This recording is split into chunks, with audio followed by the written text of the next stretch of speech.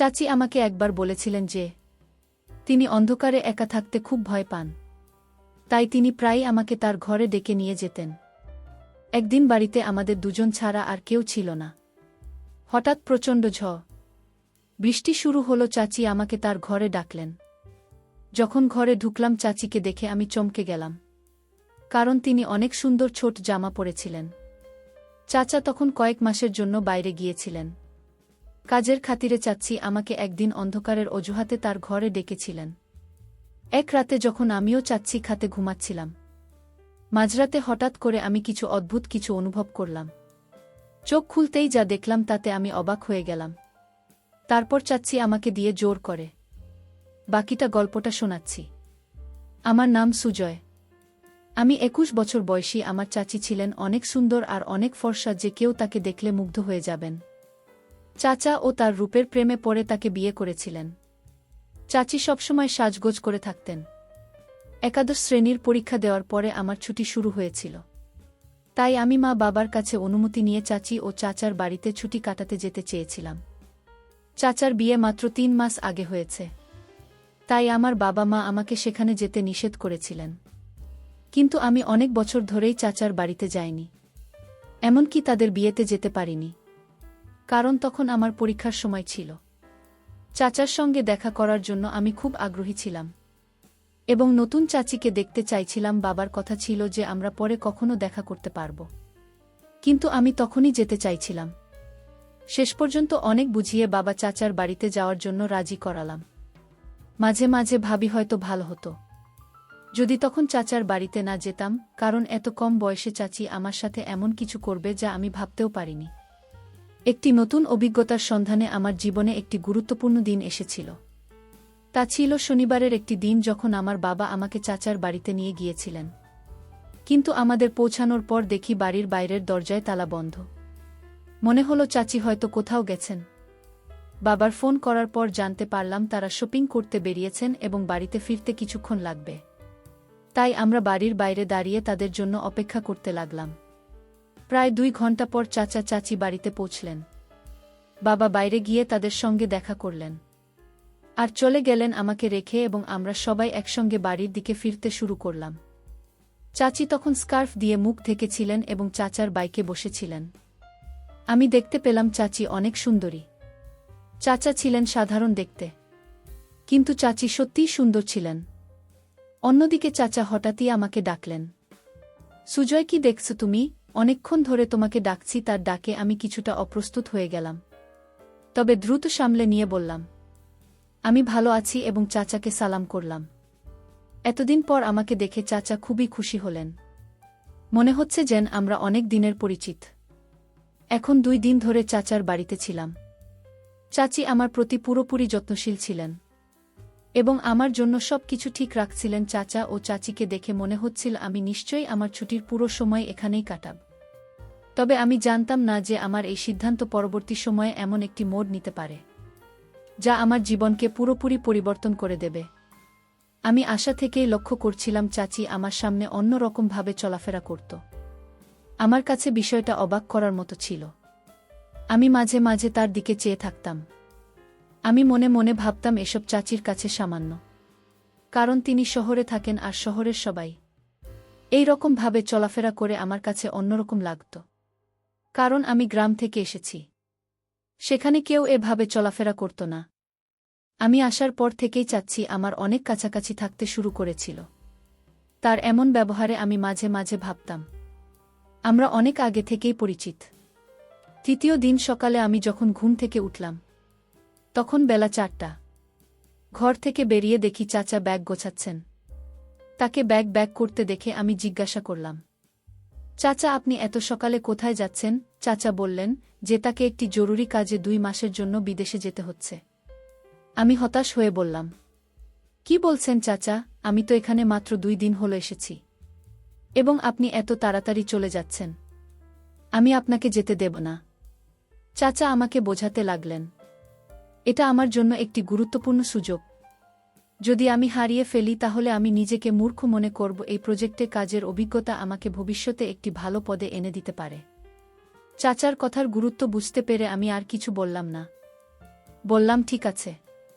আজ সন্ধ্যায় আমি বাবাকে জানিয়ে দিচ্ছি এবং আমি নিজের বাড়ি চলে যাব। বাবা এসে আমাকে নিয়ে যাবে। কারণ আপনি না থাকলে আমি এখান থেকে কি করব? চাচা বললেন, সুজয় এখন আমি চলে যাচ্ছি। তুমি এখানেই থাকবে এবং তোমার চাচির খেয়াল রাখবে। আমার ফিরে আসা পর্যন্ত তোমাকে এখানেই থাকতে হবে। তার কথা শুনে আমি অবাক হয়ে গেলাম। চাচা না থাকলে আমি আর চাচি বাড়িতে একা কিভাবে থাকব? চাচা আরও বললেন, মনে রেখো তোমার চাচি অন্ধকার থেকে ভয় পায়। তাই তাকে যে কোনোভাবে সাহায্য করতে দ্বিধা করবে না। আমি তখন কিছুটা অস্থির হয়ে পড়েছিলাম এবং চাচি মানে অন্ধকারে ভয়।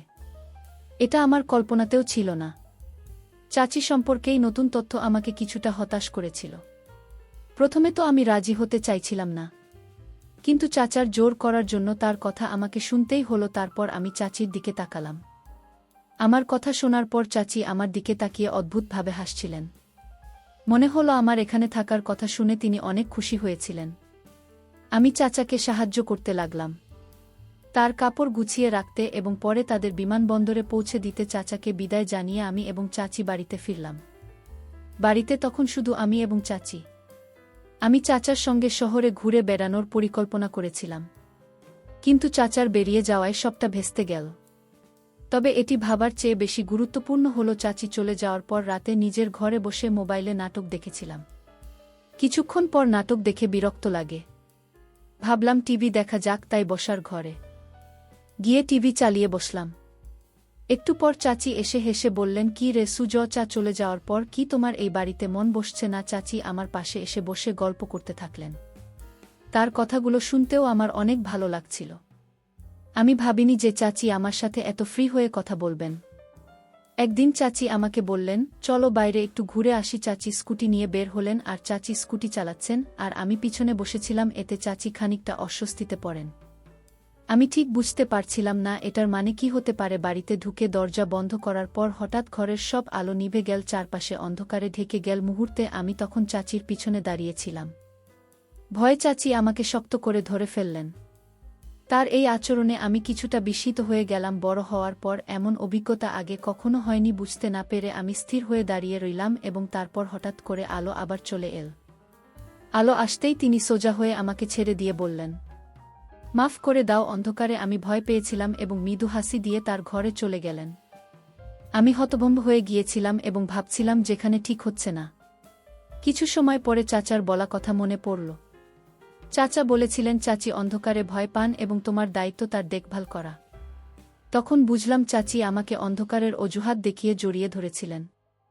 রাতের বেলা আমি ঘরে গিয়ে শুয়ে পড়লাম, কিন্তু চাচির কথা বারবার আমার মনে চলে আসছিল। তিনি ছিলেন বেশ আধুনিক আর আমি তো এক গ্রামের ছেলে। তাই তার আচরণগুলো আমার জন্য খুবই অন্যরকম লাগছিল। হয়তো তার কাছে সামান্য ছিল।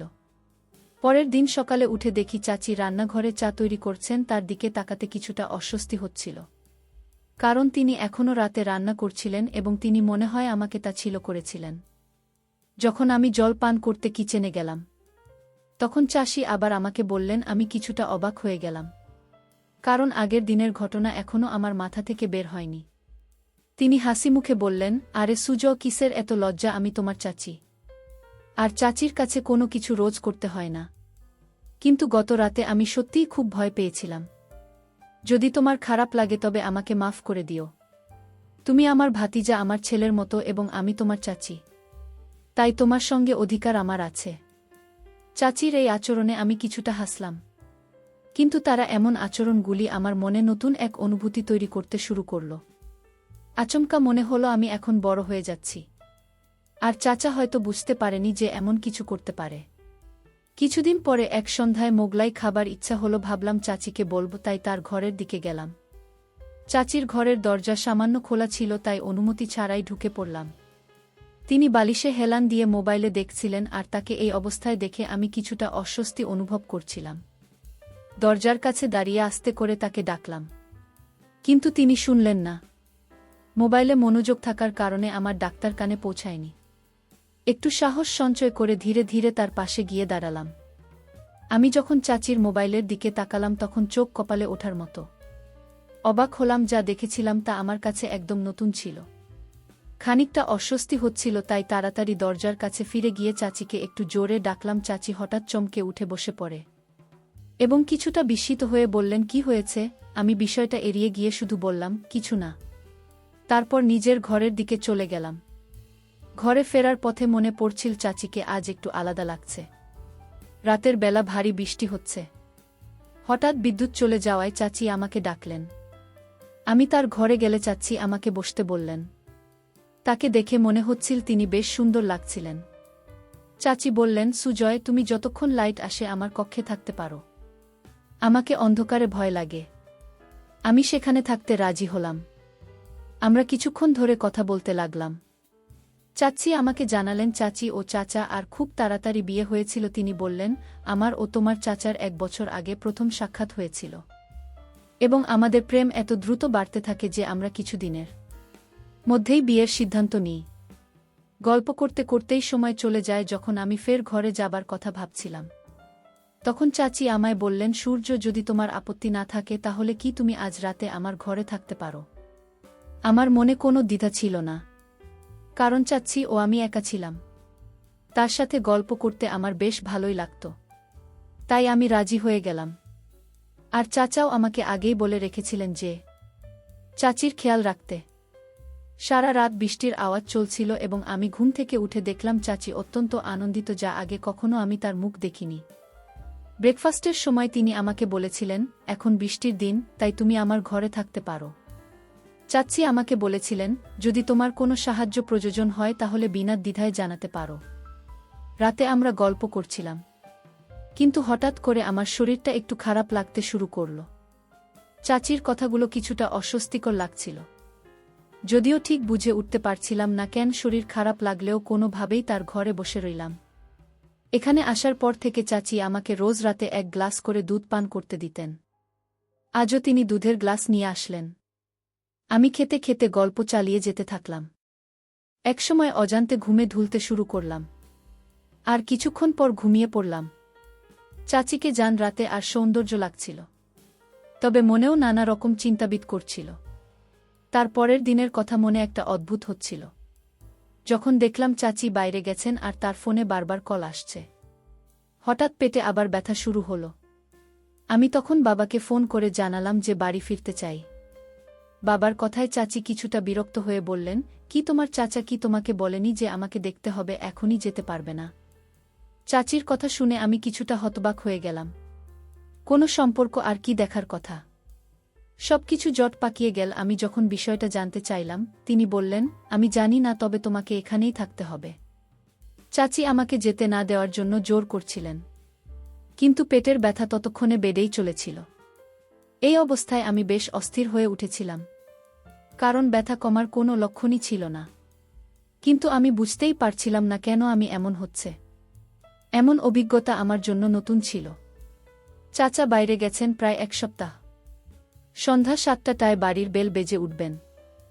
ফলে চাচি দরজা খুলতে গেলে দরজা খুলতেই পুলিশ দাঁড়িয়েছিল। পুলিশকে দেখে চাচি কিছুটা ভয় পেয়ে গেলেন। পুলিশ চাচিকে জিজ্ঞাসা করলেন, আপনার আসল উদ্দেশ্য কি? আমি কিছুই বুঝে উঠতে পারছিলাম না। এদিকে আমার পেছনে বাবা চাচিকে নিয়ে এসে হাজির হলেন, আর চাচার হাতে বেশ কিছু ফাইল ছিল। হঠাৎ আমি বলে উঠলাম, চাচা, আপনি তো কাজের জন্য 2 মাসের জন্য বিদেশে গিয়েছিলেন। এরপর বাবার দিকে ফিরে জিজ্ঞাসা করলাম, সব কিভাবে ভাবে ঘটছে? বাবা আমাকে জানালেন, যখন তোমাকে এখানে রেখে আসি তখন আমি থানায় গিয়েছিলাম। সেখানে এমন এক মেয়ের সম্পর্কে জানতে পারি, যার খোঁজ আমার সহকর্মীরা করছিল। আমি মেয়েটিকে চিনতে পারিনি, তবে সোশ্যাল মিডিয়ায় চাচার ছবি দেখে বুঝলাম আসলে তোমার চাচার নাম পরিবর্তন করে পরিচয় লুকিয়ে চাচিকে বিয়ে করেছেন। চাচার ফোন কেটে যাওয়ার পরেই বাবার কাছে বিস্ময়কর তথ্য এল, চাচা আর চাচি বেআইনি কাজে জড়িত ছিলেন এবং অন্যদের ফাঁদে ফেলেছিলেন। এভাবে তার টাকা ইনকাম করতেন। আমার সাথে এমনটা ঘটাতে চাইছিল। তখনই বুঝলাম কেন আমার পেটে এত অস্বস্তি ব্যথা হচ্ছিল। চাচা সম্ভবত লুকিয়ে আমাকে এমন কিছু পান করেছিলেন যাতে আমার অস্বাভাবিক লাগছিল, আর চাচি ও তা জানতেন। গত রাতের ঘটনাগুলো মনে করতে শুরু করলাম। মনে হল চাচা আর চাচি সম্পর্কের মূল্য না দিয়ে কেবল দ্রুত টাকা কামানোর মোহে অন্ধ হয়ে গিয়েছিলেন। ধীরে ধীরে বিষয়টি পরিষ্কার হল। কেন চাচা এত দ্রুত এই শহরে উন্নতি করলেন? আমি চাচার আতিথ্য উপভোগ করতে গিয়েছিলাম, কিন্তু তারা আমাকে ধোঁকা দিয়েছেন। বাবা বিষয়টি নিয়ে খোঁজ না করলে হয়তো আমি আরও বিপদে পড়তাম। আজকাল সম্পর্ক, ভালোবাসা, অনুভূতির কোনো মূল্যই নেই। মনে হয় সবাই কেবল নিজের সাথেই চলে। তাই যা এক সময় ছিল এখন আর তা নেই। এই গল্পে প্রিয়জন বা আপনি ছদ্মবেশে থাকা মানুষও ক্ষতি করতে পারে। ফলে এমন কারও প্রতি অন্ধভাবে বিশ্বাস না করে প্রতিটি সম্পর্কে সতর্কতার সাথে পর্যবেক্ষণ করা প্রয়োজন। বন্ধুরা, আজকের গল্পটি কেমন লাগলো তা অবশ্যই কমেন্ট করে জানাতে ভুলবেন না। আর এরকম নতুন নতুন গল্প পেতে চ্যানেলটিকে সাবস্ক্রাইব করে পাশে থাকবেন। ধন্যবাদ।